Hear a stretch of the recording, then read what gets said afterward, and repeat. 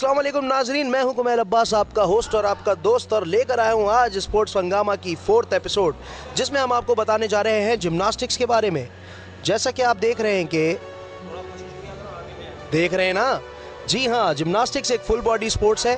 इसके अंदर आपका एंड्योरेंस, स्टेमिना, फ्लेक्सिबिलिटी भी यूज़ होता है और साथ साथ आपकी साइकिक पावर। जी हाँ, मैं इसको साइकिक पावर कहूँगा क्योंकि अपने जिस्म को इतना तोड़ना मड़ोड़ना हर किसी के बस की बात नहीं है। और अभी तक आपने जो एपिसोड्स देखी हैं उसमें कुछ ना कुछ डेमो मैं भी आपको देता रहा, लेकिन जो ये चीज़ें ये मेरे पीछे बैठे हुए बच्चे कर रहे हैं, मुझे लगता है कि शायद मैं आज आपको डेमो ना दे सकूँ। लेकिन प्रोग्राम का फॉर्मेट वही रहेगा। हम आपको मिलवाएंगे कुछ कोचेस से, कुछ प्लेयर्स से, उनके बारे में पूछेंगे, उनसे जानेंगे कि वो किस तरह से अपनी पढ़ाई के साथ, अपनी डेली एक्टिविटीज़ के साथ इस गेम को मैनेज करते हैं। क्या इनके जिस्म में घर जाके दर्द होता है, और अगर होता है तो इन्हें कौन दबाता है। इसके साथ साथ हम आपको ये भी बताते चलें कि आज के प्रोग्राम में हम आपको अलग अलग इवेंट्स के डेमो दिखाएंगे। इसके अंदर आपको मैट वर्क, फ्लोर वर्क और रिंग्स, पैरेलल बार, ये सारे इवेंट्स हैं। इसके बारे में जो टेक्निकल एस्पेक्ट्स हैं वो हम कोचेस से पूछेंगे। तो प्रोग्राम को आगे बढ़ाते हैं और उससे पहले लेते हैं एक छोटा सा ब्रेक। हमारे साथ रहिए।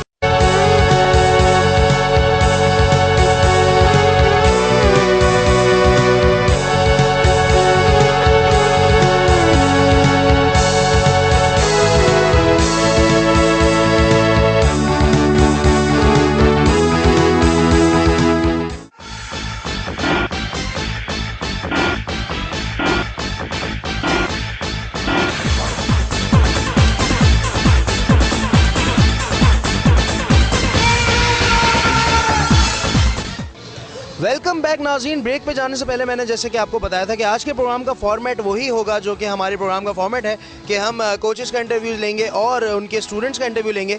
उनसे पूछेंगे कि किस तरह से वो अपनी एजुकेशन के साथ जिम्नास्टिक्स को मैनेज करते हैं। तो इस प्रोग्राम में मैं आपको एक बहुत ख़ास बात बताने लगा हूँ कि मेरे साथ जो इस वक्त साहब मौजूद हैं वो नेशनल गोल्ड मेडलिस्ट हैं। 25 ईयर्स इनको हो गए हैं जिम्नास्टिक की कोचिंग करते हुए, और उससे पहले का जो इनका करियर है एज अ जिम्नास्ट, उसके बारे में मैं चाहूँगा कि ये हमें खुद बताएं। तो हमारे साथ मौजूद हैं इस वक्त उमैर रहमान साहब, और उमैर साहब से हम पूछते हैं कि किस तरह की फैसिलिटेशंस इन्होंने अवेल की हैं बच्चों को सिखाने के लिए। अस्सलाम वालेकुम। वालेकुम सलाम। कैसे हैं आप उमैर साहब? का बड़ा कराम है, फर्स्ट क्लास। अच्छा, बिफोर बीइंग अ कोच, आपकी जो अचीवमेंट्स थी एज अ जिम्नास्ट, उसके बारे में थोड़ा सा आप ऑडियंस को बताएं।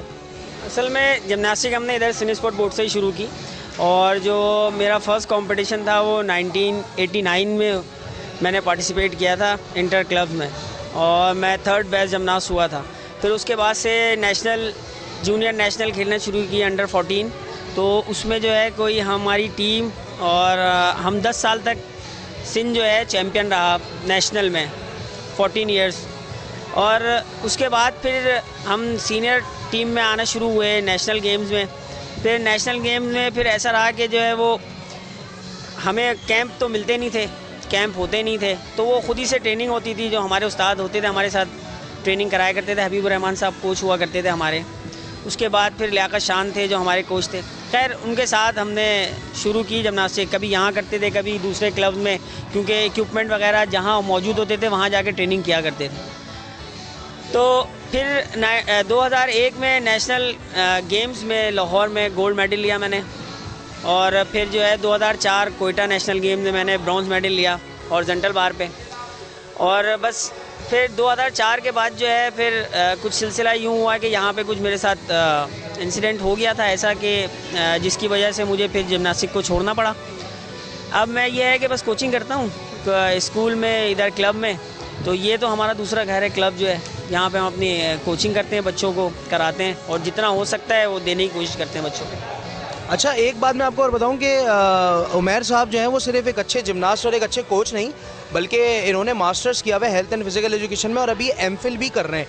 तो जब ये अपने आप को एक एकेडमिक्स के तौर पे भी इन्वॉल्व कर लिया इन्होंने, और प्रैक्टिकल तो आप देख ही रहे हैं कि कर रहे हैं, तो मैं इनसे ये ज़रूर पूछना चाहूँगा कि क्या फ़र्क इनको नज़र आता है उस वक्त की फैसिलिटीज़ में, उस वक्त के इक्विपमेंट्स में, उस वक्त की टेक्नोलॉजीज़ में, और आज की फैसिलिटीज़ और आज की टेक्नोलॉजीज़ में। असल में उस वक्त जो मैं आपको सही बात बताऊं, जब हम ट्रेनिंग किया करते थे तो ट्रेनिंग सोचे समझे बगैर किया करते थे। बस जिसको कह लें आप आम ज़माने में गधों की तरह ट्रेनिंग करते थे, तो वो सही नहीं था। वो उस तरह ट्रेनिंग करना, ट्रेनिंग तरीके से होती है, मतलब बहुत सारी बेसिक उसकी चीज़ें होती हैं, उनको लेते हुए चलना होता है। और फिर ट्रेनिंग के साथ साथ रेस्ट भी है, रेस्ट भी करना ज़रूरी होता है। फिर रेस्ट के साथ साथ जो है दूसरा कोई स्पोर्ट भी उसके साथ खेलना पड़ता है, वो भी ज़रूरी होता है। तो ये सारी चीज़ें हमें पता नहीं थी। तो प्रैक्टिकली तो हमें सारी चीज़ें आती थी, लेकिन जब हमने एमफिल किया और मास्टर्स किया तो उनको पढ़ा तो फिर समझ में आया कि ट्रेनिंग करानी किस तरह चाहिए और करनी भी किस तरह चाहिए। तो अगर ये चीज़ें पहले पता होती तो शायद और अच्छी तरह ट्रेनिंग हम कर सकते। अब ये है कि अब हमें जो चीज़ें पता चली हैं पढ़ने से, तो अब उसको जो है हम जो है इन फील्ड जो है वो अप्लाई करते हैं, कोशिश करते हैं। फिर इंजरीज़ कुछ इस तरह की थी कि जो हो जाया करती थी, तो उनको फर्स्ट एड हमें जो है देना आता नहीं था। जो बड़ों से सीखा था कि भाई इस तरह कर दो, उस तरह कर दो, घुमा दो, ये कर दो, ऐसे कर दो, तो वो प्रॉपर एक अब जब पढ़ लिया है तो अब पता है कि जॉइंट्स किस तरह होते हैं, उसको किस तरह मूव करना चाहिए, कैसे करना चाहिए, फिर उसकी रेंज ऑफ मोशन कितनी है। स्ट्रेचिंग पहले पता नहीं था, बच्चों को पकड़ते थे और पकड़ के जितना स्ट्रेच कराना चाह रहे हैं, बस जितना बच्चा रो रहा है, जितना बर्दाश्त कर रहा है उसको करा दिया। तो असल में ऐसा नहीं है। होता यह है कि जब पढ़ाई करी, पता तो पहले था हमें, लेकिन बात असल में सही पता नहीं थी कि किसी को बताएं क्या। होता यह है कि जब स्ट्रेचिंग बच्चे को कराई जाती है तो उस वक्त आपको एक एंड फील आता है। अब पहले ये तो पता ही नहीं था कि एंड फील होता क्या है। एंड फील मीन्स किसी चीज़ को टच करूँ मैं, अब ये मुझे मैट थोड़ा सॉफ्ट नज़र आ रहा है, अब मैं फर्श को टच कर रहा हूँ तो ये हार्डनेस फील हो रही है मुझे। तो बस इसी तरह स्ट्रेचिंग कराते हुए आपको एक हार्ड फीलिंग आती है। जो एंड फील आता है जिस वक्त जब आप स्ट्रेचिंग करा रहे हो तो जा रहा है, तो उसके बाद एंड फील आता है आपको। जो एंड फील होता है उस वक्त रोकना होता है, उससे ज़्यादा आगे ले जाने का मतलब है कि फटीग, इंजरी। तो वो एंड फील जहाँ पे आपको आ रहा है वहाँ आपने उस बच्चे को रोकना है। तो ये भी एक बड़ी इंपॉर्टेंट चीज़ पता लगी। फिर उसको हमने आके यहाँ पे डिलीवर किया, हर बच्चे को बताया, अपने यहाँ जितने बच्चे हैं सबको पता है कि भाई स्ट्रेचिंग किस तरह करानी चाहिए। बस ये नहीं है कि पकड़ के बच्चे को चीड़ दी टांगे, ऐसा नहीं है। तो तरीके होते हैं। अब वो तरीके हमें आते तो थे लेकिन एजुकेशन नहीं थी उसकी, तो अब वो चीज़ अब बता भी सकते हैं और अब उसको कराना भी आता है तरीके से कि किस तरह कराई जाती है। अच्छा, तो जैसे कि आपने एक टाइम देखा है, इतना आपने 80s की बात की और अब आज आप देख रहे हैं कि वैसे तो खैर माशाल्लाह आप अभी भी इतने फिट हैं, यंग हैं, तो यंगस्टर्स के साथ तो आप बहुत अच्छा रिलेट भी कर लेते होंगे, उनके प्रॉब्लम्स भी समझ लेते होंगे। तो क्या फ़र्क नज़र आता है उस ज़माने के कंपटीशन में, आज के कंपटीशन में, और उस वक्त जो आपको कंपटीशन मिला, जो डेडिकेशन, जो मोटिवेशन और जो इंटरेस्ट आपका उस वक्त था, क्या आजकल के बच्चों में भी आपको देखिए? नहीं, असल में अब जो पहले के जो जिमनास्ट हुआ करते थे और जो पहले के उस्ताद हुआ करते थे, अब उसमें बहुत फ़र्क हो गया है। अब बात यह है कि पहले का जो उस्ताद होता था ना, जब उनकी बाइक यहाँ पे आके रुकती थी तो यहाँ पे पिन ड्रॉप साइलेंस हो जाया करता था। हम इस तरह किया करते थे अपने उस्ताद की रिस्पेक्ट में, और उनके आने से पहले लाइन अप हम हो जाया करते थे और खामोशी से मतलब खड़े होते थे, ये नहीं कि अपनी बातें कर रहे हैं यार।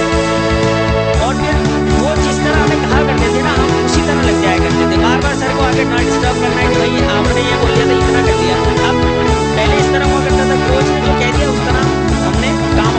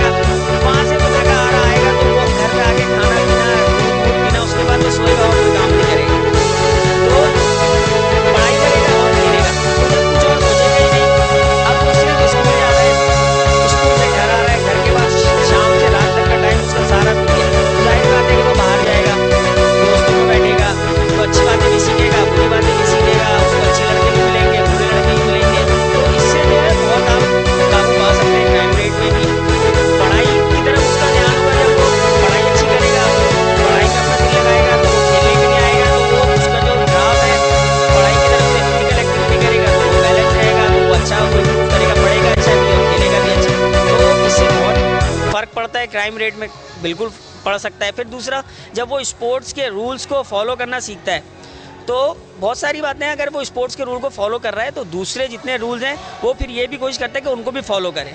तो वो जैसे अब सिग्नल का ही है, सिग्नल तोड़ना है, तो जब उसके जहन में एक आप बचपन से रूल्स की वो बात डाल देंगे तो वो उसको फॉलो करेगा।